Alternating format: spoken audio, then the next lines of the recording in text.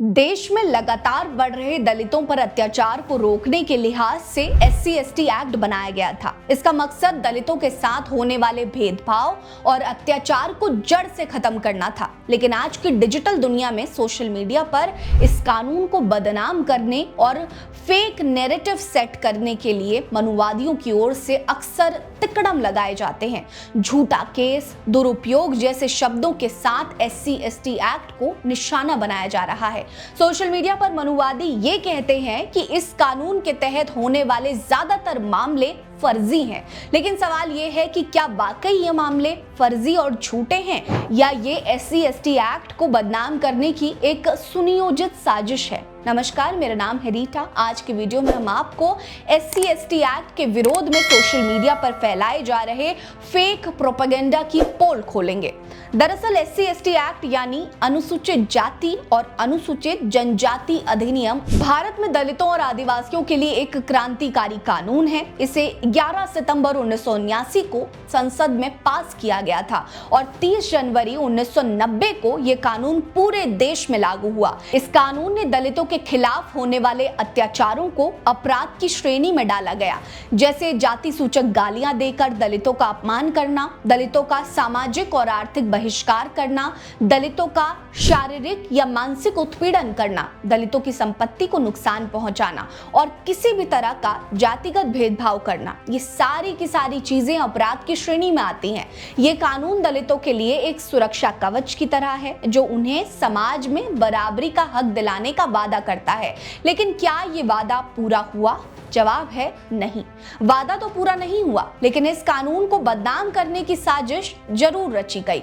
Social media आज की दुनिया का सबसे बड़ा ताकतवर हथियार है। ये वो मंच है जहां दलित उत्पीड़न की खबरें वायरल होती हैं, लोग आवाज उठाते हैं और न्याय की मांग करते हैं। लेकिन यही सोशल मीडिया अब एक खतरनाक नैरेटिव का हथियार बन चुका है। दलितों के SC/ST एक्ट को लेकर सोशल मीडिया यूजर्स भी कई धड़ों में बटे दिखते हैं। दलित समाज इस कानून को अपनी रक्षा का हथियार मानता है। ये उनके लिए वो ढाल है जो उन्हें सदियों से चले आ रहे अत्याचारों से बचाती है। वहीं गैर दलित समूह के तमाम लोग SC/ST एक्ट को समाज के लिए खतरा बताते हैं। उनका दावा है कि इस कानून का दुरुपयोग हो रहा है और इस कानून के तहत पुरानी दुश्मनी निकालने, बदला लेने या निजी स्वार्थ के लिए झूठे केस दर्ज किए जा रहे हैं। आपने गौर किया होगा कि सोशल मीडिया पर SC/ST एक्ट का दुरुपयोग और झूठा केस जैसे शब्दों को बार बार दोहराया जाता है। पोस्टर्स, वीडियोस और मीम्स के जरिए ये प्रचारित किया जाता है कि इस कानून के तहत ज्यादातर मामले फर्जी हैं। लेकिन राष्ट्रीय अपराध रिकॉर्ड ब्यूरो यानी NCRB के आंकड़े इन प्रोपेगेंडावादियों के मुंह पर करारा प्रहार करते हैं। NCRB का डेटा बताता है कि देश में हर 18 मिनट में एक दलित अत्याचार का शिकार होता है। हर हफ्ते करीब 13 दलितों की हत्या होती है और हर दिन औसतन 27 दलित उत्पीड़न के मामले सामने आते हैं। NCRB का डेटा सरकारी है। ऐसे में SC/ST एक्ट के तहत झूठे केस का नैरेटिव फर्जी प्रतीत होता है। ध्यान देने वाली बात है कि SC/ST एक्ट को बदनाम करने की कोशिश कोई नई बात नहीं है। ये एक सुनियोजित रणनीति का हिस्सा है जिसके पीछे कई कारण हो सकते हैं।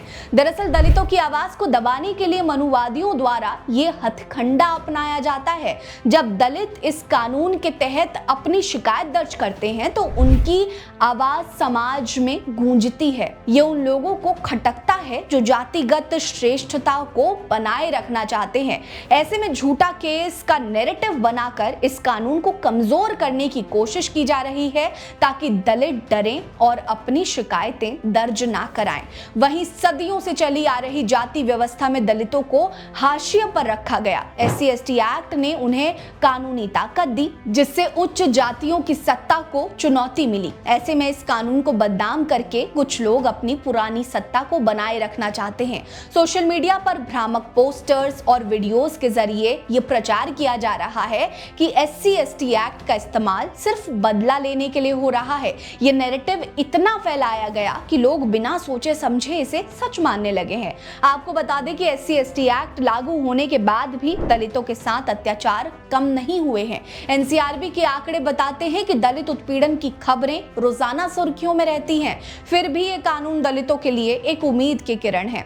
ये उन्हें कानूनी हक देता है जिससे वो अपने खिलाफ होने वाले अन्याय के खिलाफ लड़ सकें। सोशल मीडिया ने इस लड़ाई को और ताकत दी। आज दलित समाज अपनी आवाज को ट्विटर, फेसबुक और यूट्यूब जैसे मंचों पर उठा रहा है। कई बार दलितों से जुड़े मामलों पर प्रशासन चुप रहता है, लेकिन जब वही खबरें सोशल मीडिया पर वायरल होने लगती हैं तो पुलिस को कार्रवाई के लिए मजबूर होना पड़ता है। SC/ST एक्ट कोई साधारण कानून नहीं है। ये दलितों और आदिवासियों के लिए संविधान की गारंटी है। ये कानून 1947 में आजादी के 42 साल बाद इसलिए लाया गया क्योंकि सरकार को पता था कि दलितों के साथ अत्याचार रुकने का नाम नहीं ले रहे हैं।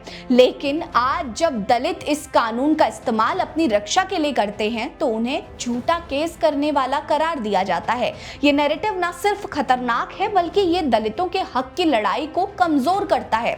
इसे लेकर आप क्या सोचते हैं कमेंट सेक्शन में हमें जरूर बताएं। अगर आपके साथ ऐसी कोई कहानी, ऐसा कोई किस्सा घटित हुआ तो ये भी हमें कमेंट सेक्शन में जरूर बताएं। बने रहिए हमारे साथ। नमस्कार।